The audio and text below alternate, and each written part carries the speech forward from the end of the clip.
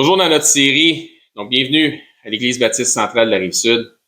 Toujours dans notre série sur les religions monothéistes, une série qu'on a commencé en parlant du judaïsme. Maintenant, on est rendu dans l'islam ou le musulmanisme et on est au troisième de la série sur l'islam sur 4. Il restera un autre message à voir la semaine prochaine pour avoir fait dans l'ensemble le tour pour des connaissances générales en ce qui concerne les croyants. Je pense que ça va être suffisant à partir de ce moment-là. Et le titre du message de ce matin s'intitule « Mort pour nous ».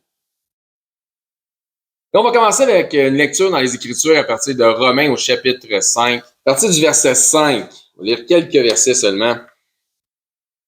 Et ça dit là, « Or, l'espérance ne trompe point parce que l'amour de Dieu est répandu dans nos cœurs par le Saint-Esprit qui nous a été donné. Car lorsque nous étions encore sans force, Christ, au temps marqué, est mort pour des impies. À peine mourrait-on pour un juste, quelqu'un peut-être mourrait-il pour un homme de bien. Mais Dieu prouve son amour envers nous en ce que lorsque nous étions encore des pécheurs, Christ est quoi? Mort pour nous. À plus forte raison donc, maintenant que nous sommes justifiés par son sang, serons-nous sauvés par lui de la colère. Donc on est sauvés de la colère.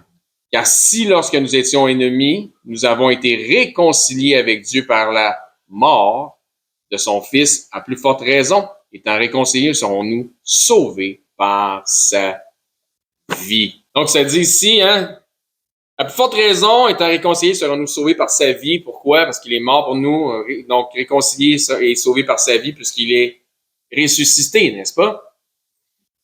Il y a approximativement 2,2 milliards de chrétiens pour 1,6 milliard de musulmans. Ce qui fait de la religion musulmane le deuxième plus gros groupe religieux de ce monde. Au contraire des judaïsants qui perçoivent Jésus comme un malfrat, le Coran parle aussi de Jésus, ou plutôt devrais-je dire que le Coran parle d'un Jésus. Ils vont donc dire qu'ils croient en Jésus de Nazareth, mais le Jésus qui est dépeint dans le Coran est vraiment une pâle copie du véritable Jésus des évangiles. C'est une des raisons pour laquelle j'ai choisi notre passage d'ouverture qui est Romains, chapitre 5, versets 5 à 10. Car Paul nous y parle de Jésus mort qui a versé son sang et qui est éventuellement revenu à la vie, d'où le titre du message « Mort pour nous ». Selon le Coran, Jésus n'est pas mort sur la croix. Je ne sais pas si vous saviez ça. Il ne serait pas mort du tout en fait. Il n'aurait même jamais servi de sacrifice. S'il n'est jamais mort, il n'est donc jamais quoi? Ressuscité. Pour nous, toute notre foi est accrochée au fait qu'il soit mort en versant son sang et éventuellement, après 3 jours et 3 nuits, sorti du tombeau vivant, ressuscité. Toute notre foi est accrochée à ça. C'est pourquoi Paul dit dans le passage qu'on a vu, à plus forte raison, étant réconciliés, serons-nous sauvés par sa vie. Donc, sa vie, puisque Christ est véritablement ressuscité. Pas de résurrection, pas de salut. Je répète, pas de résurrection, pas de salut.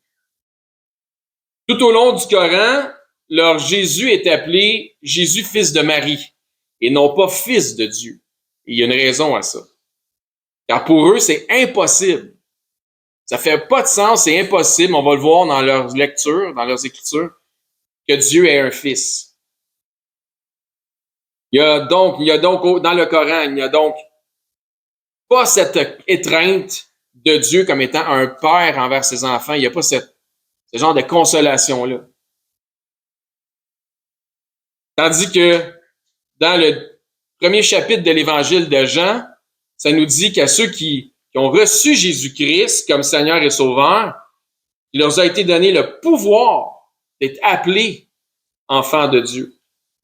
Il leur a donné le pouvoir, il leur a été donné le pouvoir de devenir ou d'être des enfants de Dieu.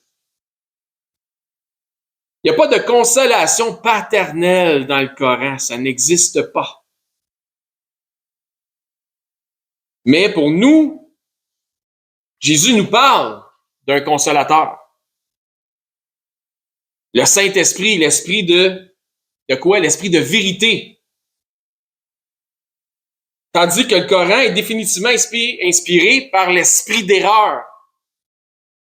Pour nous, on a l'esprit de vérité. Mais le Coran est inspiré par l'esprit d'erreur. C'est une œuvre mensongère. Juste assez de bons principes, mais mélangés avec du poison spirituel, ce qui fait en sorte que ça retient 1,6 milliard de personnes à venir à la vérité, au vrai Jésus, le Jésus de l'Évangile. Maintenant, abordons un sujet avec des explications. La venue de Jésus dans le Coran. Parlons de ça. Un ange est apparu à Marie. Donc, je vous cite un peu, je paraphrase le Coran.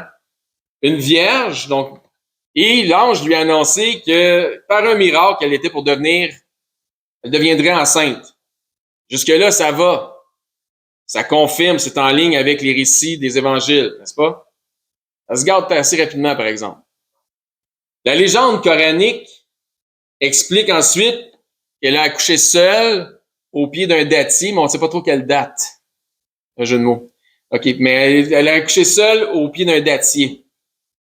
Elle était en pleurs lors de son accouchement, mais l'enfant, fraîchement sorti, lui aurait adressé la parole. Il l'aurait encouragé à sécher ses larmes. Ça serait miraculeux, n'est-ce pas? Que l'enfant fraîchement sorti, un bébé, on a tout un bébé. Un bébé qui se met à parler aussitôt qu'il sort, ça serait assez miraculeux. Pourtant, nous, les Écritures nous citent que Jésus a performé son premier miracle environ plus ou moins 30 ans aux noces de Cana. Mais, dans le Coran, Jésus, il a parlé à sa mère pour qu'elle sèche ses larmes, aussitôt frais sorti, même pas encore lavé. Toujours dans le Coran, même quand des proches ont commencé à passer des jugements sur Marie à cause de l'enfant, Jésus qui était dans son berceau de bébé, parce qu'il l'accusait d'être une femme de mauvais mœurs, parce que comment ça qu'elle avait tombé enceinte et qu'elle avait eu un enfant. Et Jésus leur aurait adressé la parole de son berceau de bébé pour prendre sa défense. Cette histoire ressemble de toutes pièces à une autre histoire aussi farfelue qu'on retrouve dans un autre livre qui est, selon moi, inspiré par l'esprit de séduction. Et je vais dire ça comme ça, et si ça choque des oreilles, tel que tel, et je parle du livre démoniaque, et non pas apocryphe, d'Enoch. Les mêmes caractéristiques d'un bébé naissant et parlant sont rapportées concernant Noé. Ça a pratiquement l'air d'un mauvais plagiat, cette histoire-là de Jésus naissant qui parle à sa naissance, comme ce qu'on voit concernant Noé dans le livre d'Enoch. Mais c'est pas tout.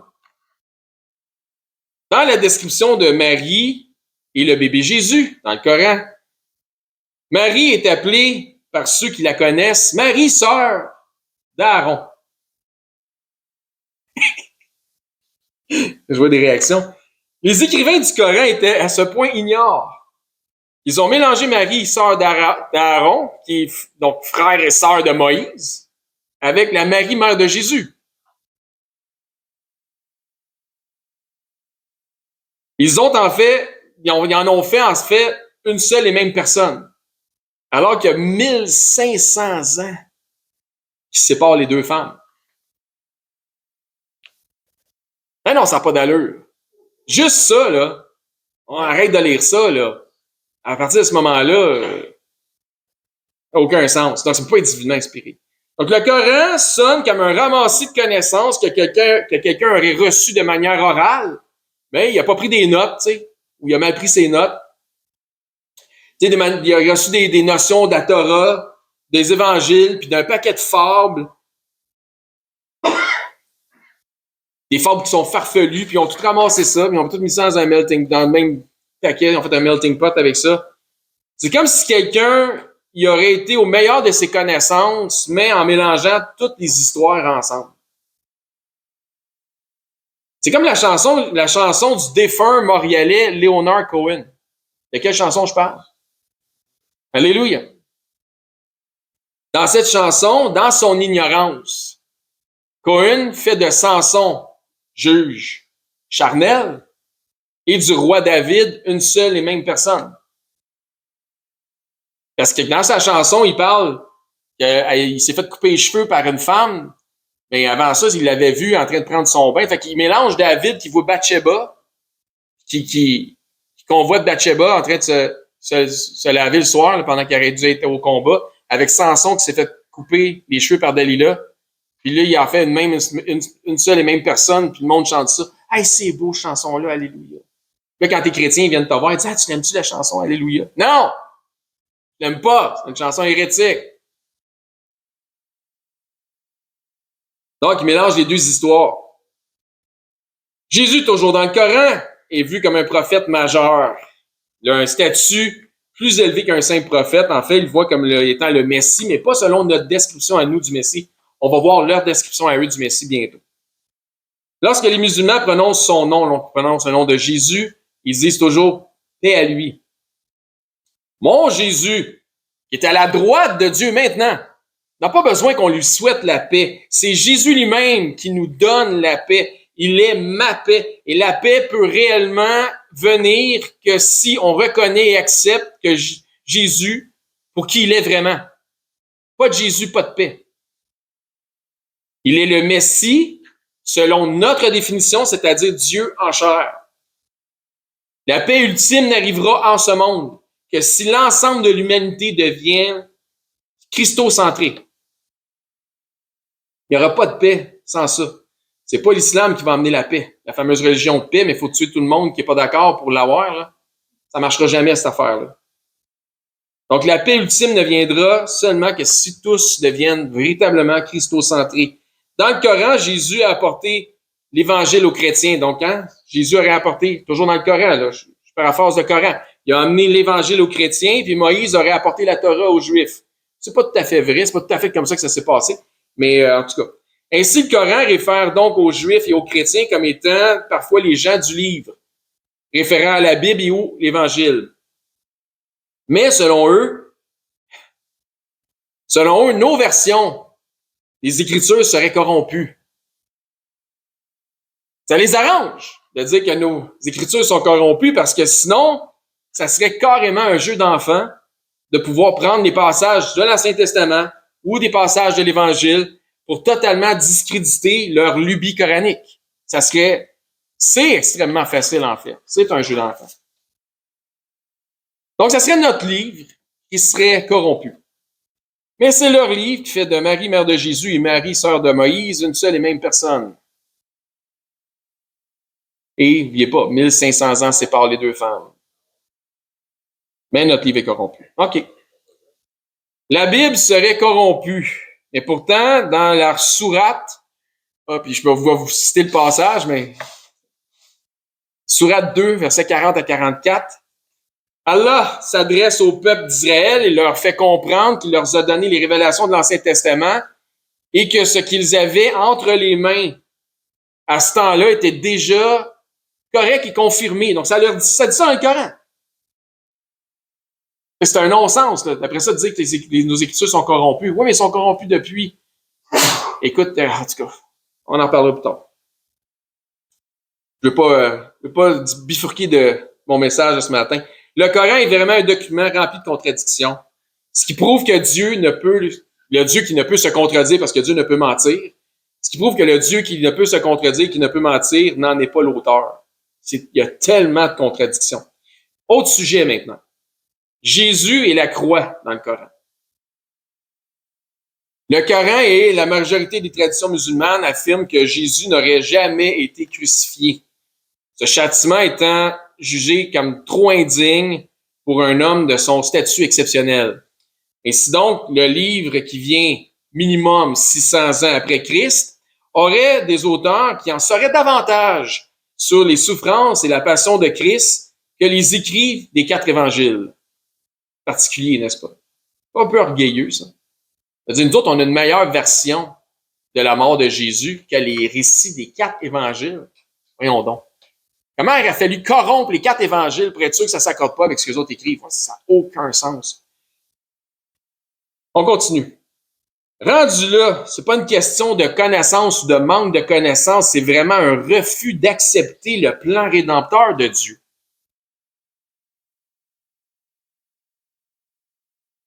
Ça peut pas simplement...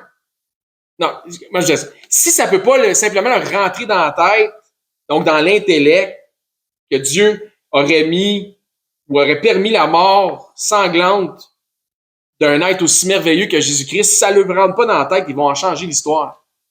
Donc, ça ne fit pas leur intellect.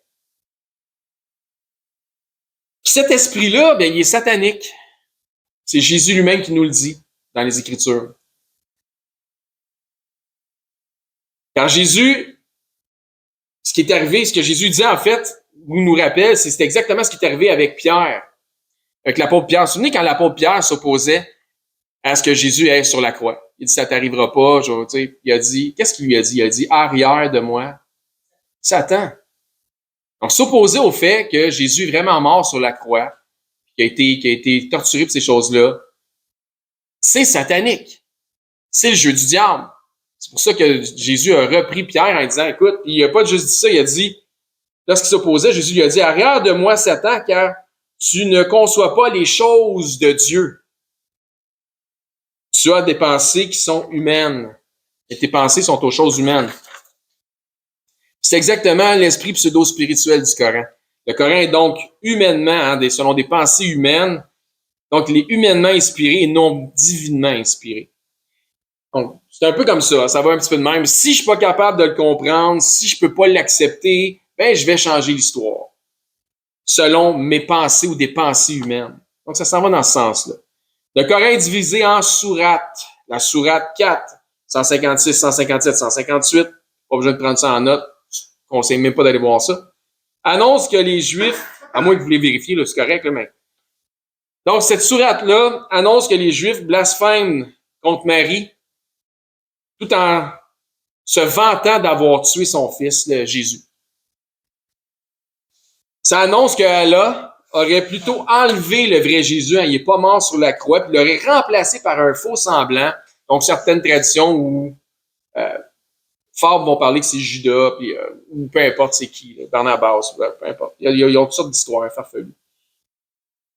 Donc, il aurait remplacé par un faux semblant Jésus sur la croix. Ainsi donc, ils ont eu l'impression de l'avoir tué. Fait que c'est pour ça qu'ils se vantent d'avoir tué le fils de Marie. Mais c'est juste une impression parce que Dieu ou Allah les a laissés à croire qu'ils l'ont tué, mais il a changé la personne puis il a enlevé le vrai Jésus. Ce qui veut donc dire que Allah est le plus grand des menteurs et des séducteurs. Car il aurait trompé les Juifs et les Romains en leur faisant tuer un autre individu. Ça fait beaucoup de sens, hein?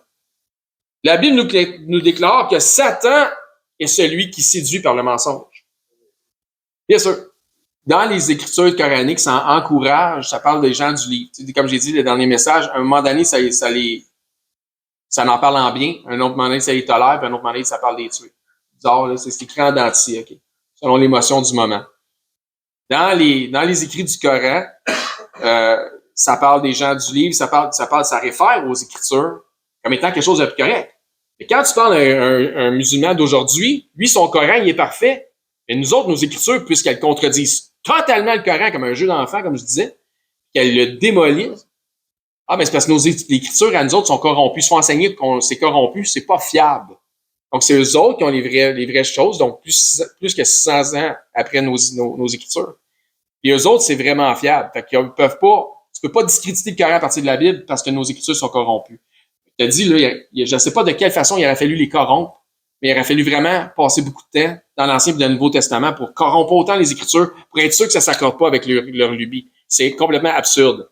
Et ils ont un gros problème avec ça maintenant parce que ça, ils ont tenu ce langage-là longtemps. Parce qu'on a trouvé les écrits de la mer morte dans les années 1940. On a pendant 12 ans dans des grottes différentes. Puis ils sont datés du 1er siècle. Ils sont identiques à ce qu'on a dans les Écritures d'aujourd'hui. Donc, nos Écritures ne sont pas corrompues. C'est juste que leur lubie ne s'accorde pas avec les saintes Écritures qui étaient écrites avant qu'eux autres arrivent avec un faux prophète. Ben, c'est une question de l'accepter. Il y a 1,6 milliard de personnes à convaincre qui sont dans le champ. Le diable a fait un bon travail. Dans ce sens-là. Bon, continue. Ils sont orgueilleux, ils sont dans la chair, ils sont charnels. Et c'est pas compliqué, c'est pas que tu choisis d'être musulman, c'est que tu viens au monde dans une famille musulmane, puis bingo, t'es musulman. Puis si toi, tu veux faire un choix conscient à un certain âge, ben t'apostasies, ben c'est une menace de mort. Fait que tu fais quoi?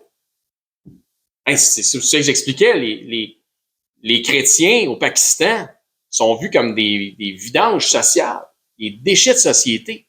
Ce que j'expliquais dans les autres. C'est frustrant, là. Je comprends que ça vient de chercher, c'est épouvantable. Mais c'est épouvantable. C'est comme ça qu'on devient, nous autres. À cause de ce groupe-là, je parle au sens large, les chrétiens, le groupe le plus persécuté. Puis avant, eux autres, c'est les Juifs qui persécutaient les chrétiens. C'est les judaïsants. On continue. Ben, merci pour ton commentaire. C'est interactif, hein, n'importe qui peut. Jusqu'à temps que vous me tapez ses nerfs, après ça, je vais vous le dire. Donc, on parlait que Allah est le plus grand séducteur. Encore une fois, c'est pas étonnant que dans le Coran, ça soit écrit dans le Sourate 354 et 830 que Allah est le meilleur des trompeurs. Ça se traduit en Khairou al-Makrin, le meilleur des trompeurs.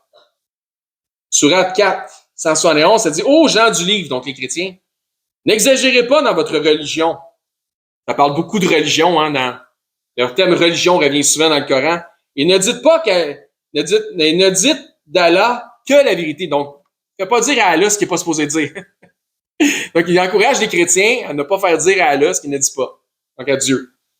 Le Messie, Jésus, donc encore une fois, Jésus pour eux est le Messie, mais il n'a pas la même définition que notre Messie. Donc, le Messie, Jésus, fils de Marie, n'est qu'un messager d'Allah, donc c'est juste un autre prophète, mais c'est un meilleur prophète que les autres parce qu'il y a le titre de Messie. Donc, il est aussi sa parole qu'il a envoyée à Marie et un souffle de vie venant de lui. Croyez donc en Allah et ses messagers, donc les prophètes, et ne dites pas trois, la Trinité. Cessez! Ce sera meilleur pour vous. Allah n'est qu'un Dieu unique. Il est trop glorieux pour avoir un enfant. Mais c'est le meilleur des trompeurs. Donc, ça parle du livre, des évangiles, puis ça le contredit en même temps. Parce que, écoute, les 4 évangiles parlent de Jésus comme étant le Fils de Dieu. Puis on n'a pas été corrompre ça pour être sûr de ne pas s'accorder avec le Coran. Ça a toujours été ça. Je veux dire, le message de l'Évangile, c'est ça. Encore dans le refus intellectuel d'accepter le plan de Dieu, les musulmans blasphèment en disant que Jésus n'est pas le Fils de Dieu. Et là où je parle de blasphème, je fais pas un blasphème par rapport à ce que nous autres on croit, je fais un blasphème par rapport à ce que les autres devraient croire. Donc, je parle d'un blasphème, ça en disant quand ils disent que c'est impossible que Dieu ait un fils ou des filles ou des enfants, mais tu dis, vous vous prenez pour qui? Pour dicter à Dieu ce qu'il peut ou peut pas faire. Ce qu'il doit ou ne doit pas faire. Dieu choisit de faire ce qu'il veut. Il n'y a personne qui s'oppose à la volonté de Dieu. Si Dieu dit, je choisis de m'acquérir des enfants, je veux être pour eux autres un père, je veux qu'ils soient mes enfants, des fils et des filles, qui peut s'opposer puis l'empêcher de faire ce qu'il veut faire? Le Coran? Voyons donc. Luc, chapitre 1.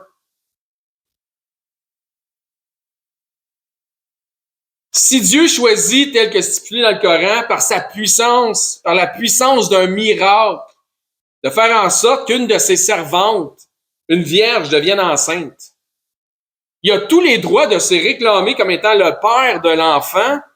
Il est l'auteur du miracle. Vrai? Non, ça fait du sens. Ce n'est pas comme si cette femme avait été souillée par un contact physique.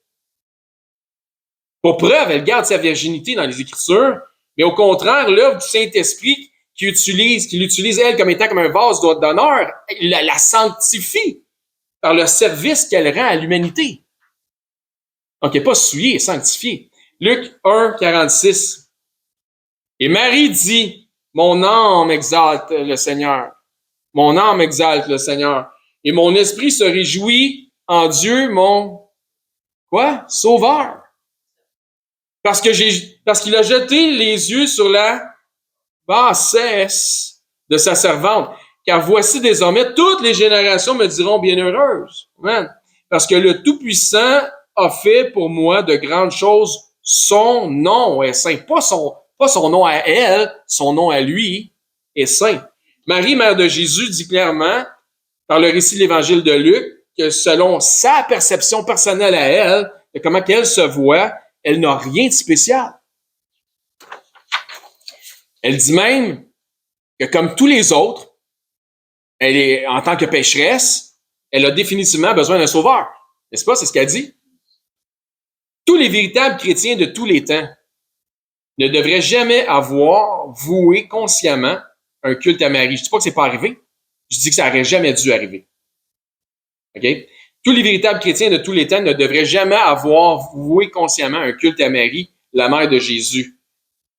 Marie a été une servante dans ses capacités, une pécheresse aussi, une disciple de Christ et sauvée par la grâce.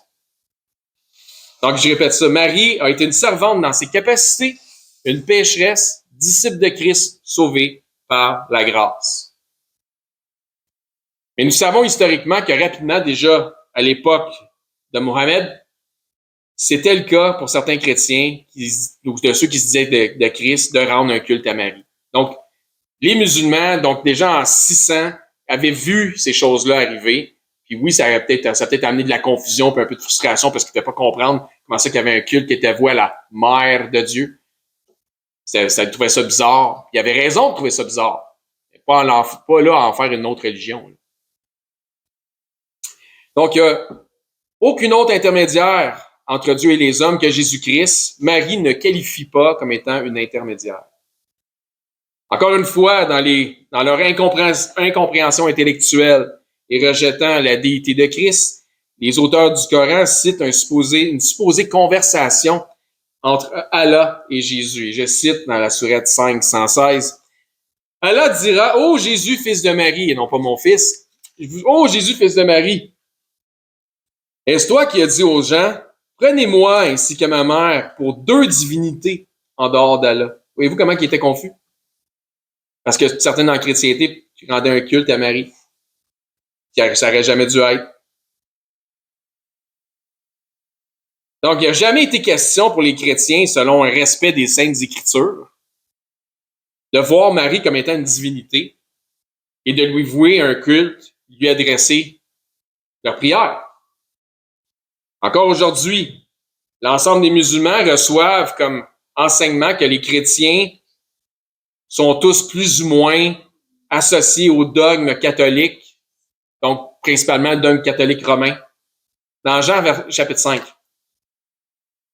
Ils croient que tout ce qui se dit chrétien a une allégeance au pape de Rome, pratique le carême, prie Marie, s'agenouille devant des statues de plâtre, se signe de la croix et ont des crucifix. Ils pensent que tout le monde est pareil dans la chrétienté. Ils ne comprennent pas que tu as plein de variétés dans la chrétienté puis que c'est comme...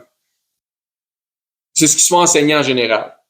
Donc, certains, dans leurs arguments anti-christianistes, donc musulmans, vont demander, où Jésus, dans les évangiles, demande-t-il aux gens de faire de lui une divinité, hein? Parce que ça dit, qu'on vient de voir, Allah dit à Jésus, prenez-moi et ma mère pour deux divinités. Donc, où Jésus dit de faire de lui une divinité. Si tu me demandes, si tu es musulman, puis tu viens me voir, puis tu me dis, hey, c'est où ça dans la Bible, hein? Parce que moi, ça me dit ça dans mon Coran, que quand Allah a dit à Jésus, qui a dit aux gens, c'est toi qui as dit aux gens de faire de toi et de ta mère des divinités en dehors d'Allah? Puis il me demande où ça que Jésus dit à Marie, que dans les Écritures, aux gens que Marie devrait être une divinité, ben je vais dire nulle part. C'est pas dans la Bible. C'est une lubie.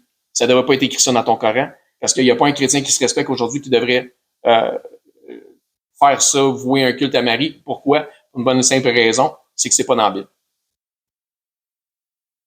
Mais, y a-t-il un endroit où est-ce que Jésus dit aux gens de faire de lui une divinité? Ah, autre chose. Jean 5, 22. Le Père ne juge personne, mais il a remis tout jugement au Fils. Qui est le juge? Le Fils. Afin que tous honorent qui? Le Fils, comme ils honorent qui?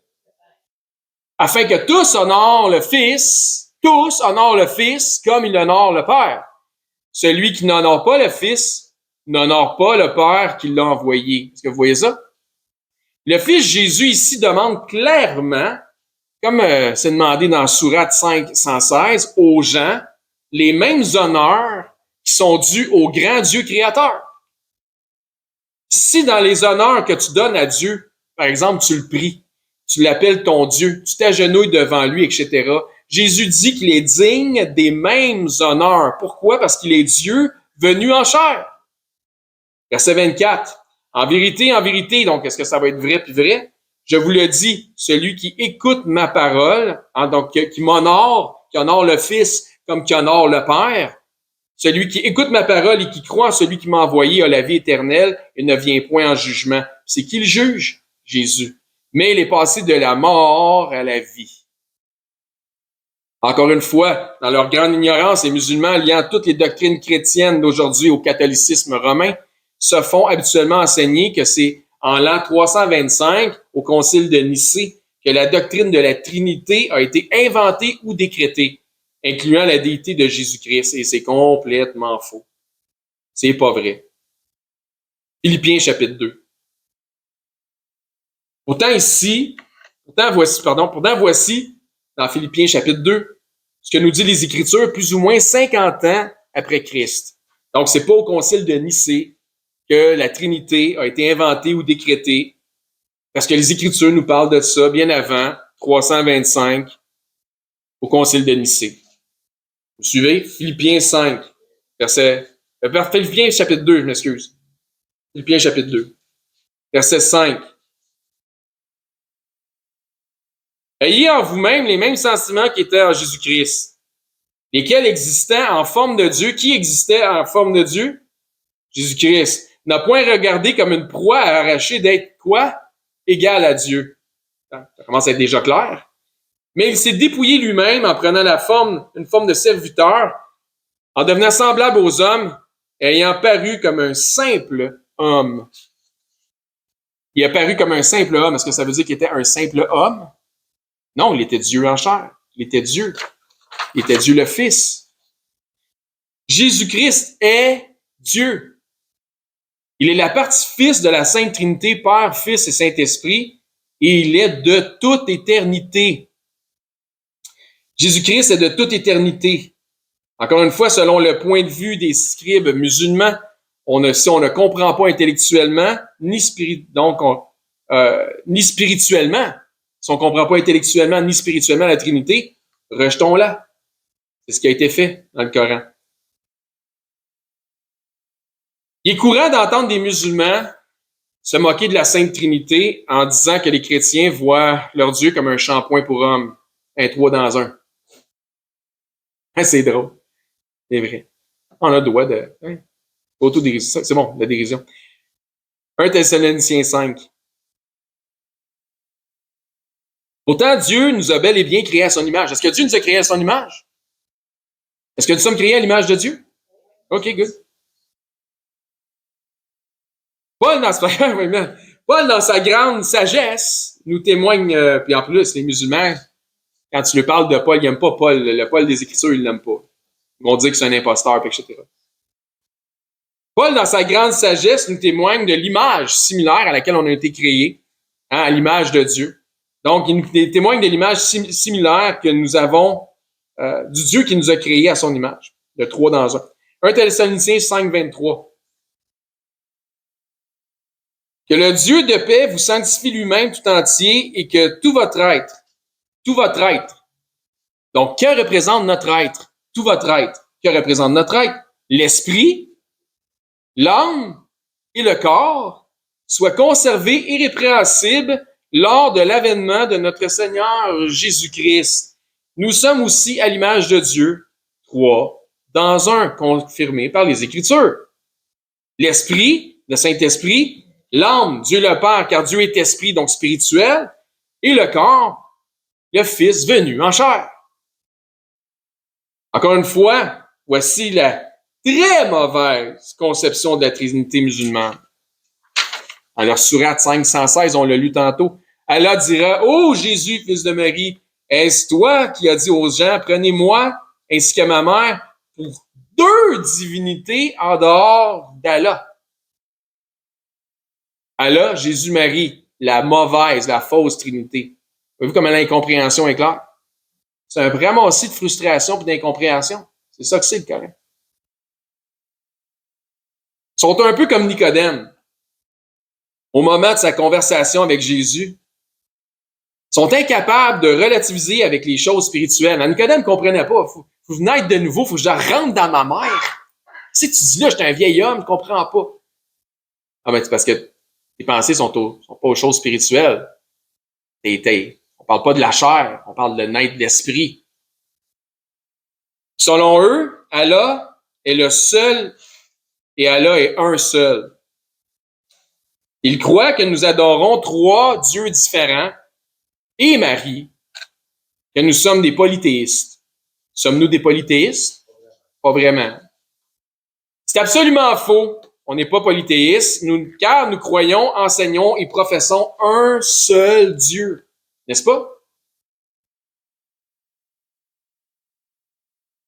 Donc, suivez-moi, là, ça va être un peu... J'espère que ça ne sera pas trop compliqué. On va essayer de faire ça clair. Et sachant que l'essence de Dieu même est l'amour. Dieu est amour. Et que Dieu est de toute éternité. Fait que Dieu est amour, Dieu est de toute éternité. Dieu était avant le temps, avant l'espace, avant la matière. Dieu il est en dehors du temps, il est de toute éternité. Ça va jusque-là? Puis Dieu est amour, ça va aussi? OK, parfait. Le fait que Dieu était de tous les temps, avant le temps, avant l'espace, avant la matière, ça ne change pas sa nature. Dieu était amour quand? Avant le temps, avant l'espace, avant la matière, de toute éternité. Vous suivez jusque-là? OK, parfait. Comment Dieu peut-il aimer ou être amour s'il n'y a personne ou rien à aimer? Avant le temps, avant l'espace, avant la matière, de toute éternité, dans l'éternité avant le temps. Comment Dieu peut-il aimer s'il n'y a rien ou personne à aimer? Comment il peut être amour? Parce que sa nature ne change pas. Il n'est pas devenu amour. Dieu est amour. Vous me suivez?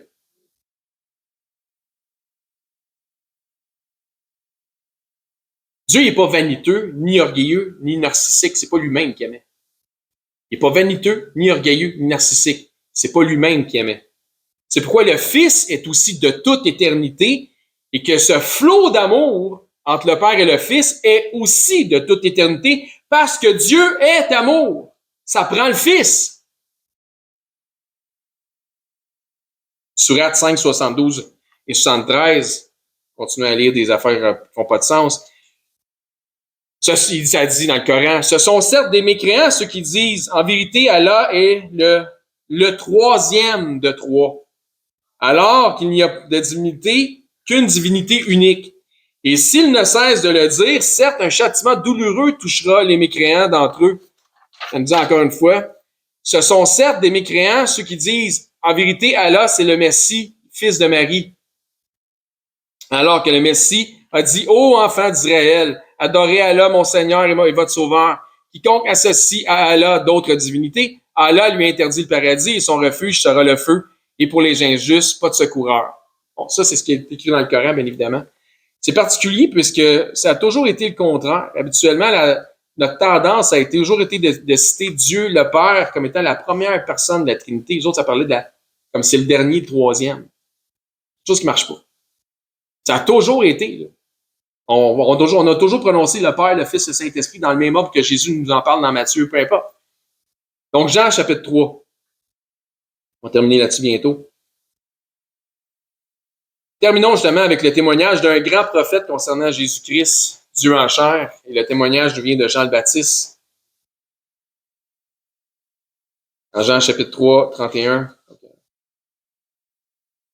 Ça nous dit là, celui qui vient d'en haut est au-dessus de tous. Celui qui est de la terre est de la terre. Il parle des choses, il parle comme étant de la terre.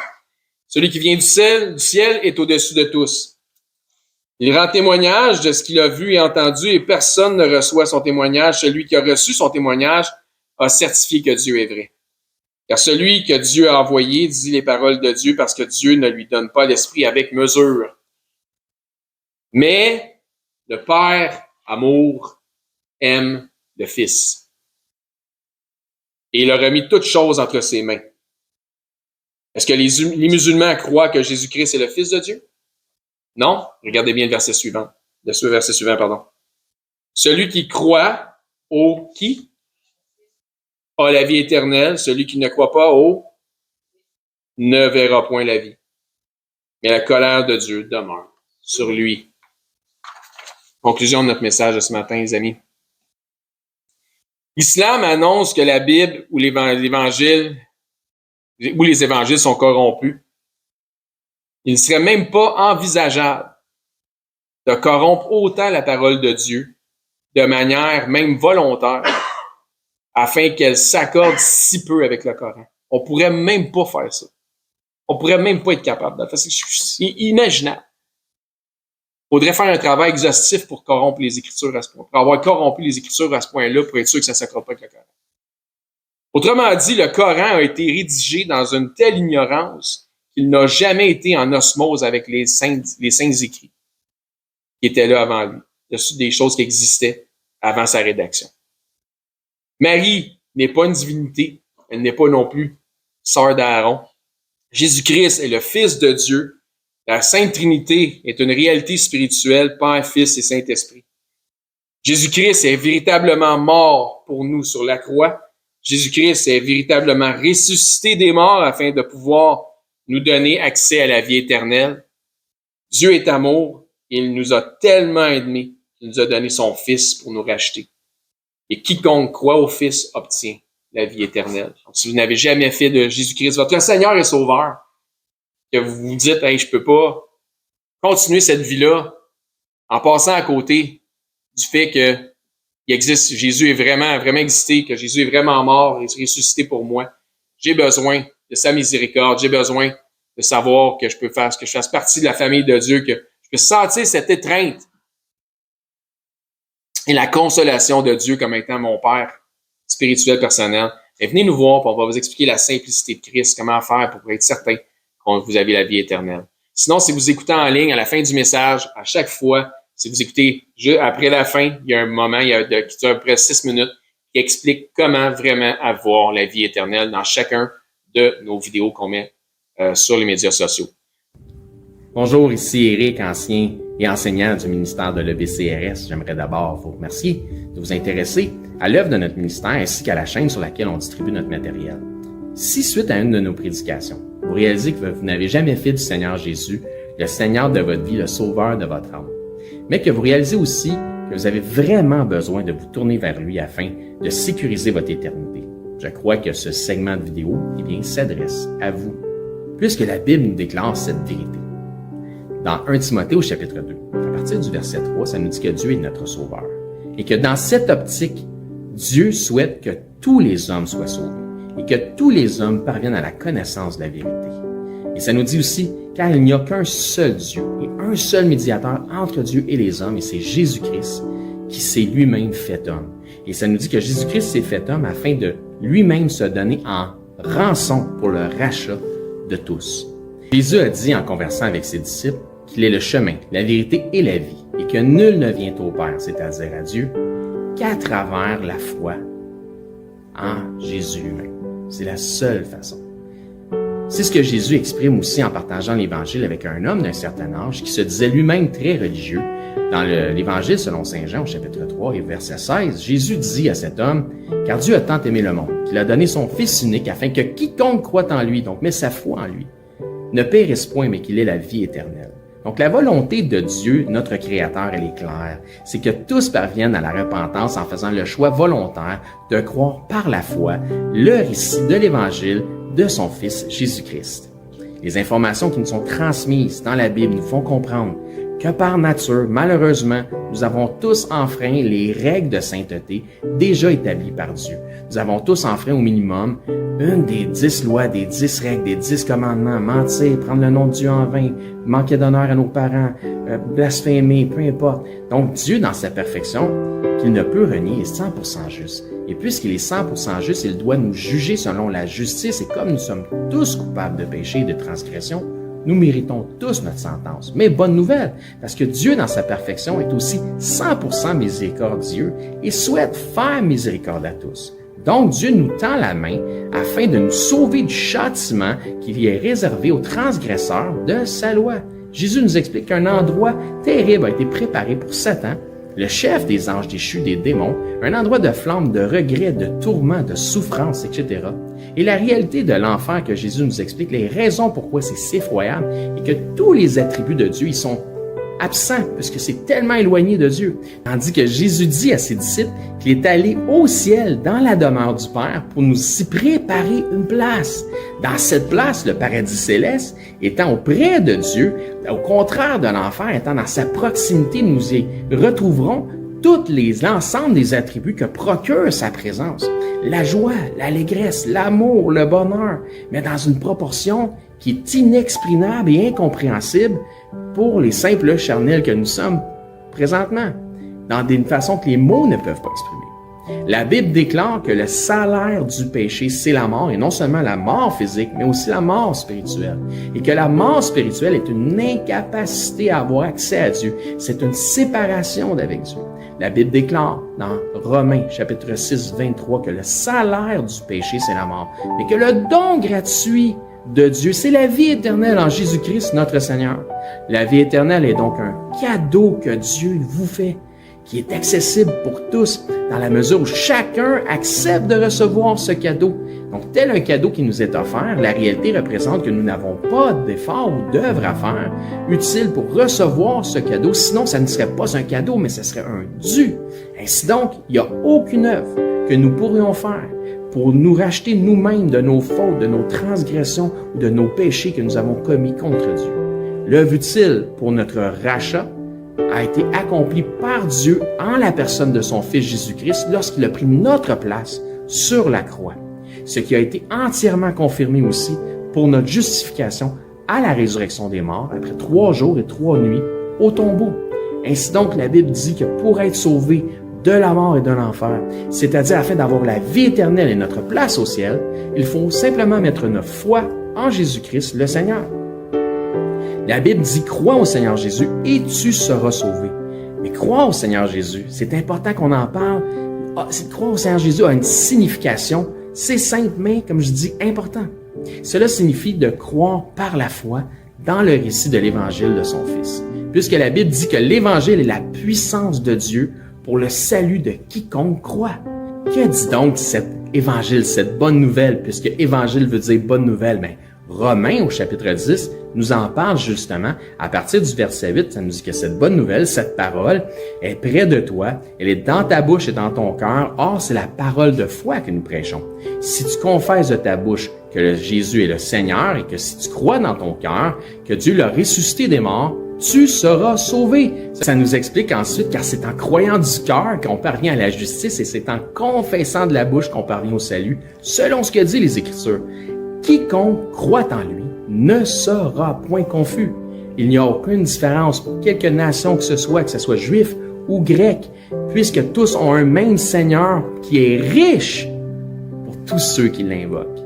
Car quiconque invoquera le nom du Seigneur sera sauvé. Il ne s'agit donc pas de réciter une prière selon une formule toute faite qui fait la différence, mais bel et bien de mettre sa foi dans le Seigneur Jésus-Christ. Si vous croyez que Jésus-Christ, Dieu le Fils, le ressuscité, est Seigneur et que vous acceptez d'en faire le Seigneur de votre vie, ainsi il devient instantanément aussi le sauveur de votre âme. Si tel est votre cas, gloire à Dieu, vous faites maintenant partie de son troupeau. En tant que nouveau disciple, ce qui est important maintenant, c'est de vous trouver premièrement un enseignant qui enseigne la vérité de la parole de Dieu. Et joignez l'assemblée où cet enseignant œuvre afin d'avoir part à l'amour des frères et de la famille en Christ. Si pour nous vous êtes local, c'est-à-dire par exemple 2 heures de transport et moins, eh bien venez nous voir, ça va me faire un plaisir de vous recevoir et nous pourrons parfaire votre éducation spirituelle selon une saine doctrine des Écritures. Donc c'est là-dessus que je vous dis, soyez bénis et je l'espère, à bientôt.